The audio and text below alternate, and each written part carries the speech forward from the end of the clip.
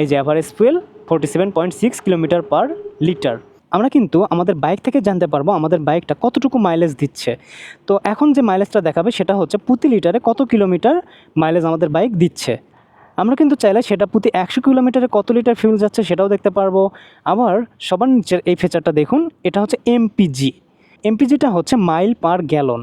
সাধারণত ওয়েস্টার্ন কিছু কান্ট্রিতে তারা গ্যালনে ফিউল নিয়ে থাকে অ্যান্ড তারা গ্যালনে সব কিছু কাউন্ট করে, অর্থাৎ 1 গ্যালন ফিউয়েলে আপনার বাইকটা কত মাইলেজ দেবে সেটা যদি এমপিজিটা সিলেক্ট করে রাখেন তাহলে আপনি সেটা দেখতে পারবেন।